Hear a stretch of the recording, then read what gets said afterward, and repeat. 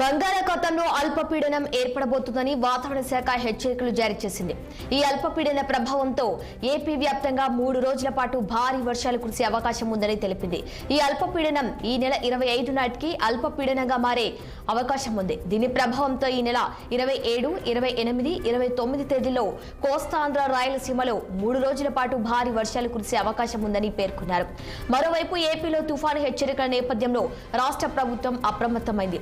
వ్యవసాయ పనుల్లో రైతులు తగు జాగ్రత్తలు తీసుకోవాలని disaster management authority MD Kurmanath అన్నారు. ఇక లోతట్టు ప్రాంతాల ప్రజలు అప్రమత్తంగా ఉండాలని సూచించారు. అన్ని ప్రాంతాల కలెక్టర్లకు ఆదేశాలు పంపారు. వరి కోతకు వచ్చే సమయం కావడంతో ధాన్యం తడిసిపోకుండా తగిన జాగ్రత్తలు తీసుకోవాలన్నారు. వర్షాలు కురిసేందుకు ఇంకా 2 రోజుల సమయం ఉన్నందున దక్షిణ కోస్తా రాయలసీమ జిల్లాల రైతులు ముందస్తు జాగ్రత్తలు తీసుకోవాలని రాష్ట్ర ప్రభుత్వం సూచించింది.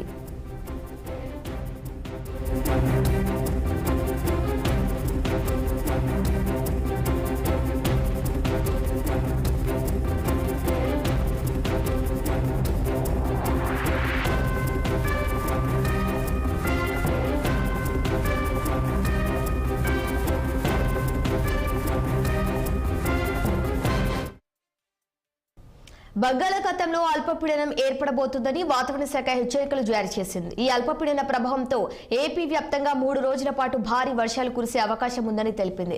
ఇక ఇదే అంశానికి సంబంధించి మరింత సమాచారం మా ప్రతినిధి కన్నాబాబు అందిస్తారు. కన్నాబాబు, చెప్పండి, బంగాళాఖాతంలో అల్పపీడనం ఏర్పడబోతోందని వాతావరణ శాఖ హెచ్చరికలు జారీ చేసినట్లుగా తెలుస్తోంది. దీనికి సంబంధించి పూర్తి వివరాలేంటి? ఆంధ్రప్రదేశ్ కు మరొకసారి తుఫాను ముప్పు ఉందా అంటే ఖచ్చితంగా ఉందని అనుకోవాలి. ఎందుకంటే బంగాళాఖాతంలో అల్పపీడనం ఏర్పడే అవకాశం ఉన్నట్లుగా ఇప్పటికే భారత వాతావరణ శాఖ అధికారులు అయితే అంచనా వేస్తున్నటువంటి పరిస్థితి ఉంది. దీని ప్రభావంతో దక్షిణ అండమాన్ సమీపంలో ఏర్పడినటువంటి ఉపరితల ఆవర్తనం ప్రభావంతో ఆగ్నేయ బంగాళాఖాతంలో అల్పపీడనం ఏర్పడే అవకాశం ఉన్నట్లుగా ఆ తర్వాత 2 రోజులు అది వాయుగుండంగా బలపడుతుందని చెప్పేసి భారత వాతావరణ శాఖ అయితే అంచనా వేస్తున్నటువంటి పరిస్థితి స్పష్టంగా కనబడుతుంది. అయితే అల్పపీడన ప్రభావంతో దక్షిణ కోస్తా రాయలసీమ జిల్లాలో భారీ వర్షాలు కురుస్తాయని అయితే అంచనా వేస్తున్నారు. అల్పపీడనం క్రమంగా తుఫానుగా బలపడే పరిస్థితి కూడా అనుకూలంగా ఉండడంతో రైతులు అప్రమత్తంగా ఉండాలని అయితే విపత్తుల నిర్వహణ శాఖ సంస్థ అయితే ఇప్పటికే హెచ్చరికలు జారీ చేస్తున్న పరిస్థితి ఉంది. అయితే అల్పపీడనం తుఫానుగా రూపాంతరం చెందిన తర్వాత సుమారుగా 7వ తేదీ నాటికి తమిళనాడు, ఏపీలో తీరం దాటుతుందని చెప్పేసి ఐఎండీ కూడా అంచనా వేస్తుంది.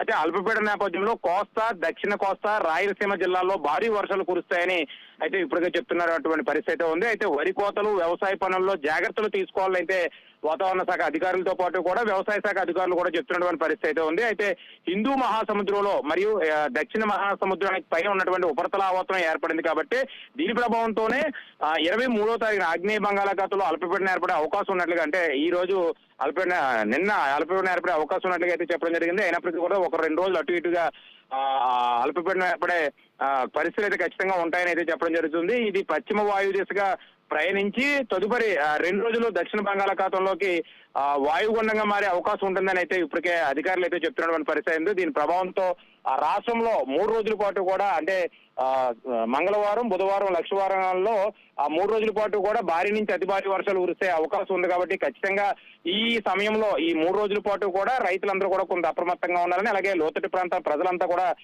కొంత అప్రమత్తంగా ఉండాలని అయితే ఇప్పటికే వాతావరణ శాఖ అధికారులు అయితే చెప్పడం జరుగుతుంది. ఓకే, రైట్ కన్నా బాబు, థ్యాంక్ యూ.